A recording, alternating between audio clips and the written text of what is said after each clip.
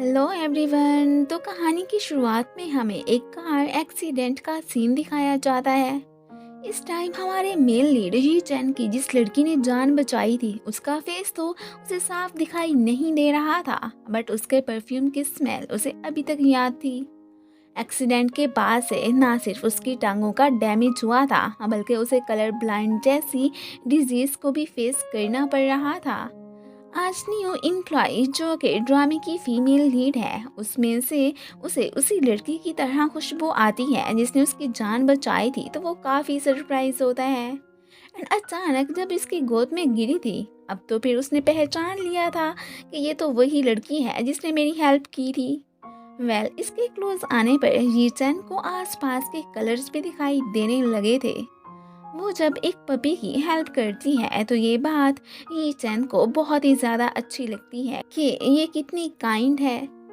अब रूल्स के according company में पपीज़ को रेस करना अलाउ नहीं था, बट ये चैन जो कि खुद प्रेसिडेंट था इसे रखने की इजाज़त दे ही देता है।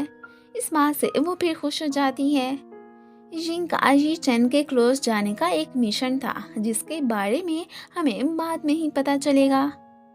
ये चैन की डिसेबिलिटी का फ़ायदा उसके स्टेप डैड बड़ा ही उठा रहे होते हैं। वो तो बस इसकी कंपनी ही हथियाने के चक्कर में थे। न्यू प्रोडक्ट्स की लॉन्चिंग करने की रिस्पॉन्सिबिलिटी इसे देने के लिए वो एक घटिया शर्त ही रखते हैं कि अभी के अभी मुझे उठ के दिखाओ। ऊपर से यिंग इसे कुछ स्पेशल चीज़ देने ही आई थी, और यहाँ पर जी चैन उसे देखकर थोड़ी बहुत एनर्जी भी फील करने लगता है। और अचानक ही वो तो उठ खड़ा हुआ था। ये देखकर जाहो की शक्ल फिर देखने लायक थी। मीन पहले वो अपने डिसेबल होने का नाटक ही कर रहा था, अब प्रॉमिस के मुताबिक उसे ही रिस्पॉन्सिबिलिटी दी जाती है। रिंग जहो को घूर के देखने लगती है, और यहाँ पर हमें पता चलता है कि ये उसके सगे बाप हैं। पास्ट में मॉम से इन्होंने एक प्रोडक्ट लेकर हान कंपनी में ही लॉन्च करके खुद हीरो बन गए थे। इसे एक्सपोज करना ही उसका प्लान था। ये चैन का असिस्टेंट खुश के शुक्र है बॉस ठीक हो गए। अब जिंग की वजह से उसकी आईज ठीक होने लगी थी, इसी वजह से ये चैन उसके क्लोज आने लगता है। और जिंग को डैड से रिवेंज लेना था, इसलिए वो तो अब बाकायदा इसकी स्पेशल असिस्टेंट तक बन गई थी। डैड तो अपनी बेटी को अपना ये सीक्रेट रिवील करने से मना करते हैं कि फिर मुझसे बुरा कोई नहीं होगा, बट वो कहाँ रुकने वाली थी। आखिर को इनकी वजह से उसकी मॉम को काफ़ी स्ट्रगल करनी पड़ी थी। ऑफिस में एम्प्लॉयज़ तो काफ़ी जेलस फील करने लगती हैं कि ये चंद दिनों में कैसे प्रेसिडेंट के क्लोज आ गई है। अब तो हमें ये भी पता चलता है कि पीटर रिंग जिंग का ही बेस्ट फ्रेंड है। रूल्स के अकॉर्डिंग ऑफिस रोमांस सख्त मना था, लेकिन ये चैन तो मॉम को पहले ही अपने लव के बारे में बता देता है। उन्हें तो इस बात से ऑब्जेक्शन थी, इसलिए फौरन से ऑफिस आ जाती हैं। वो जिंग को फायर करना चाहती थीं, तो जी चैन कहता है कि ठीक है, फिर आप मुझे भी उसी के साथ ही फायर कर दें। लैब में आने पर जब वो जानती हैं कि रिंग काफ़ी टैलेंटेड लड़की है और उन्हें इसके बनाए परफ्यूम की खुशबू भी काफ़ी पसंद आई थी, इसी वजह से वो हेट ख़त्म करके इसे जॉब से निकालने का प्लान गिव अप कर देती हैं। अब इन्हें इम्प्रेस करने का प्लान उसने पहले ही पीटर के साथ मिलकर बना लिया था। मीन वो फुल प्लानिंग के साथ यहाँ पर आई थी। ये चैन की वजह से ही वो प्रोडक्ट्स लॉन्चिंग में भी शामिल हो ही चुकी थी। मॉम के जाने के बाद ये चैन जब जिंग के क्लोज जाने की ट्राई करता है तो वो समझती है कि शायद ये मुझे किस कर रहा है, बट उसे तो जस्ट मिक्स्ड परफ्यूम ही चाहिए था। अब वो इस बात से फिर एम्बैरस हो जाती है। डैड फिर से इसे रोकने आते हैं, लेकिन ये तो साफ कह देती है कि आप फिक्र ना करें, आपको भी मैं बहुत जल्द मॉम के पास ऊपर ही पहुंचा दूंगी। इसी दौरान एक चीज से जिंग का हैंड जख्मी हो जाता है। ये चैन इधर आकर डैड को वहां से जाने के लिए कहता है कि आपको जिंग को कुछ भी कहने की कोई भी ज़रूरत नहीं है। वो समझ रहा था कि ये जो मेरे साथ वर्क कर रही है, इसी बात से जेलिस फील करके जहू साहब इससे हेट करने लगे हैं। वो अब उसकी चोट पे फिर पट्टी वगैरह भी करने लगता है। इसे तो बचपन से लेकर ही अपने ये स्टेप डैड बिल्कुल भी पसंद नहीं थे।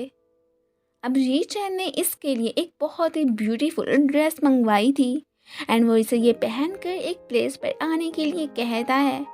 उसके जाने के बाद पीटर जिंग को वार्न करता है कि बॉस से दूर रहना।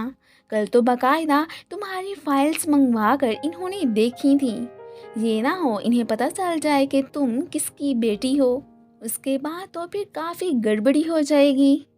लेकिन जिंग जिंग को तो इस बात की कोई भी फिक्र नहीं थी। आखिर को वो जो ये रिवेंज ले रही थी इसके बदले में उसे कुछ तो पे करना ही था।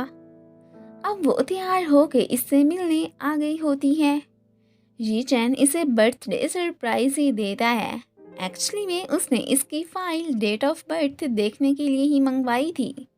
अब इसे अपनी केयर करते देखकर ये तो एकदम खुश हो जाती है एंड फिर स्पेशल विश भी मांगने लगती है। आज से वो इसका बॉयफ्रेंड बन ही चुका था एंड वो फिर जिंग को हक भी कर लेता है। वो इसे पाकर बहुत ही खुश था। डॉक्टर ने जी चैन को यही मशवरा दिया था कि तुम जितना उस लड़की के क्लोज जाओगे जिससे तुम्हारी डिजीज ठीक हो रही है उतना ही तुम्हारे लिए बेहतर होगा। इसलिए वो अब हमेशा हमेशा जिंग को अपने पास रखना ही चाहता था। पीटर जो दूर खड़ा इन्हें देख रहा होता है खुद भी स्माइल करने लगता है कि इनका कपल तो एकदम परफेक्ट बन गया है। मॉम भी नोट करती हैं कि आजकल रीचन अपनी गर्लफ्रेंड की ज़्यादा ही फिक्र कर रहा है। उन्हें अपने बेटे के लिए खुशी होती है कि चलो आखिरकार इसे भी अपनी हैप्पीनेस मिल ही गई। बट इस बात से ना खुश थे तो वो थे डैड। उन्हें तो बस हर हाल में कंपनी ही चाहिए थी। नेक्स्ट डे रीजन जिंग के लिए केक भी लाया था जिसे लेकर वो खुश हो जाती है।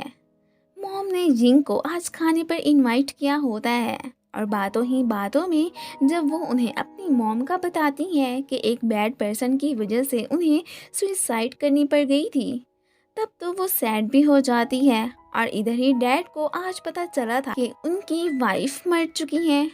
वो तो ये सुनकर काफ़ी शॉक होते हैं और साथ में घबरा भी रहे होते हैं कि कहीं ये मेरे सच का इन्हें अभी बता ही ना दे। बट वो फ़िलहाल तो इन्हें एक्सपोज नहीं करती। बाद में मिस्टर जाओ जब इससे अपनी वाइफ का पूछ रहे होते हैं तो ऊपर से जीचन आ जाता है एंड नेक्स्ट टाइम उन्हें अपनी गर्लफ्रेंड से दूर रहने के लिए भी कह देता है। अब फिर जीचन जिंग को अपने स्टडी रूम ही लेकर आ गया था। यहाँ से जिंग को एक इम्पोर्टेंट फाइल की ही तलाश थी। जब जी चैन साइट पे जाता है तो ये फौरन से उसे ढूंढने लगती है। अभी जिंग ने सिर्फ खोली ही थी कि ऊपर से जी चैन आ जाता है एंड इसी के साथ ही ये पार्ट ख़त्म हो जाता है। Thank you for watching.